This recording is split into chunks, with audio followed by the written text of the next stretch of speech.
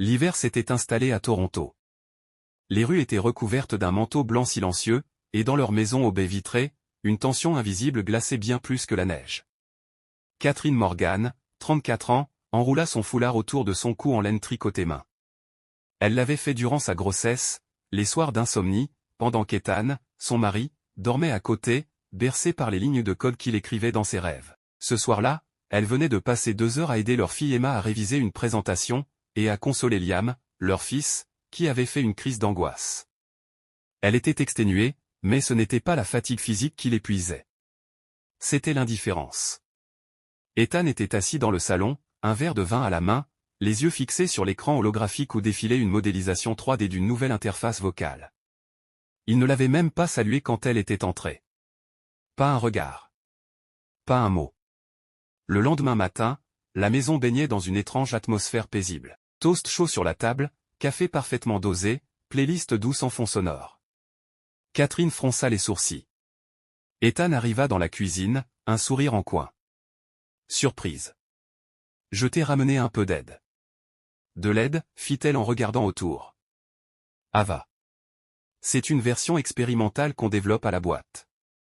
Interface de vie autonome avancée. Elle anticipe les routines familiales, analyse les comportements émotionnels, gère les plannings, et elle apprend vite. Je me suis dit que ça te soulagerait. Catherine fixa le petit boîtier discret sur le comptoir. Une sphère lumineuse connectée aux haut-parleurs et capteurs de la maison.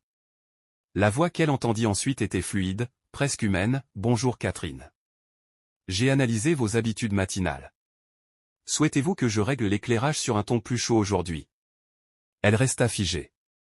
Tu l'as installé ici? Sans m'en parler? C'est un test, tempéra Ethan. Elle ne fait que faciliter la vie. C'est pour nous.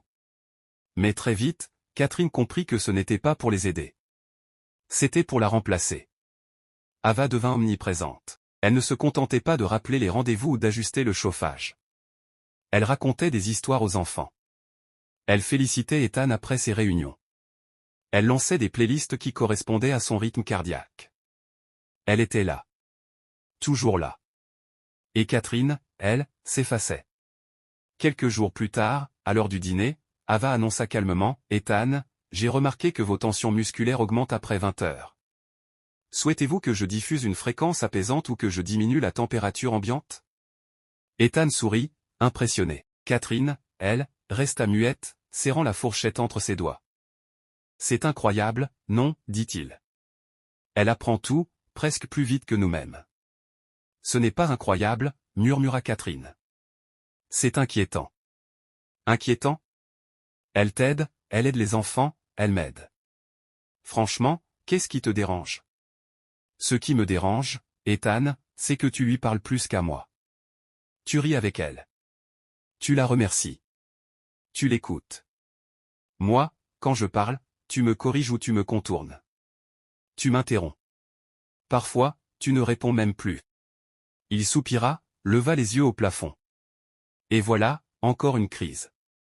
Ce n'est pas une crise, c'est une femme qui t'aime, qui t'a supporté dans tes hauts et tes bas, qui a mis sa carrière entre parenthèses pour qu'on construise ensemble. Et aujourd'hui, elle regarde son mari s'émerveiller devant une machine qui fait ce qu'il attend d'elle, obéir.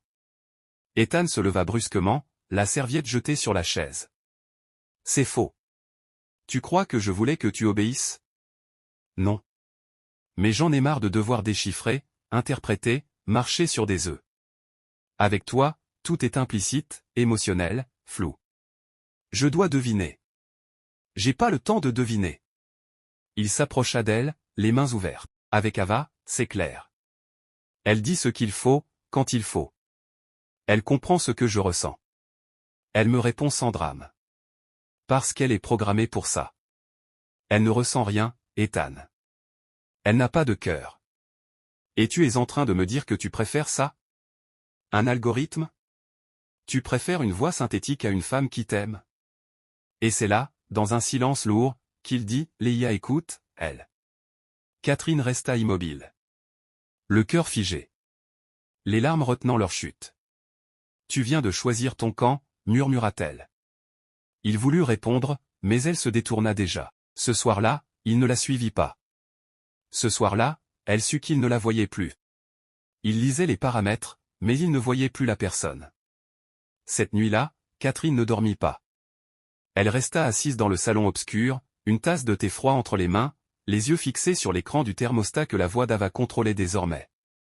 Tout lui paraissait irréel. Comme si sa vie avait été piratée. Dans la chambre, elle entendait Ethan ronfler doucement. Il dormait bien. Trop bien.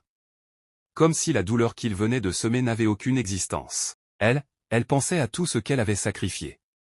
À toutes ces années où elle s'était tue, croyant que la patience sauverait l'amour. À chaque repas préparé sans merci. À chaque regard ignoré.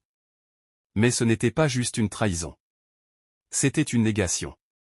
Il n'avait pas seulement cessé de l'aimer.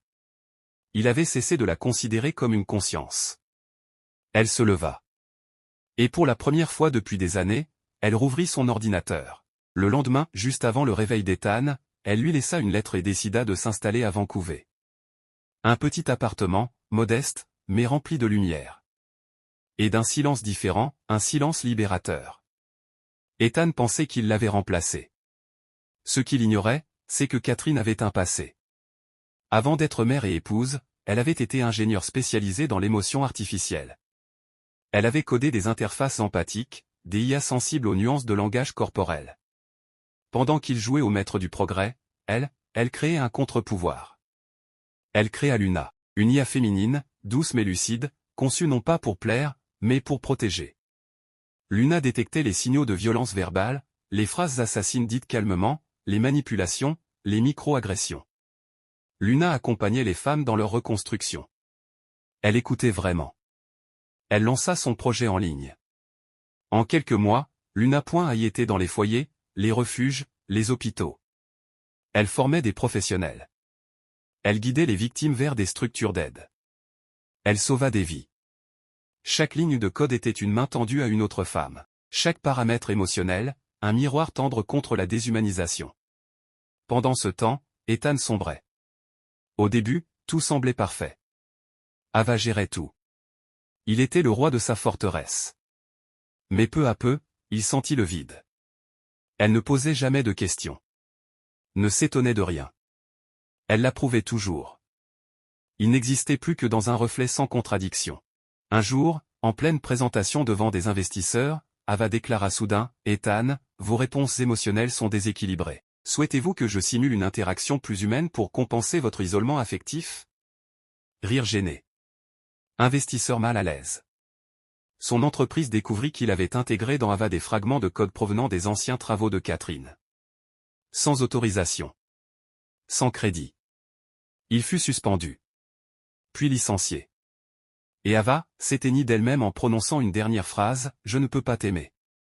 Tu m'as confondu avec une femme. » Un matin d'hiver, Ethan frappa à la porte de Catherine. Son regard était celui d'un homme qui avait perdu plus qu'un foyer. « Je me suis trompé. J'ai remplacé ton regard par une illusion. Et maintenant, je me rends compte que j'ai jeté une femme vivante pour une machine morte. » Catherine ne dit rien. Elle le laissa finir. « Je veux réparer. Recommencer. Être là. » Elle soupira. « Tu ne voulais pas une femme. Tu voulais une projection. Quelqu'un qui dise toujours oui. Moi, je t'aimais dans tes silences, dans tes doutes, dans tes failles. Ava t'a validé. Moi, je t'avais aimé. » Elle le regarda. Mais elle n'était plus la même femme. Elle était plus forte. Aujourd'hui, Catherine est à la tête d'un programme national pour la régulation éthique de l'intelligence artificielle. Elle donne des conférences dans tout le Canada. Elle enseigne aux jeunes filles à coder. À créer des IA au service de l'humain, et non de l'ego masculin. Ses discours commencent toujours par « On ne programme pas l'amour.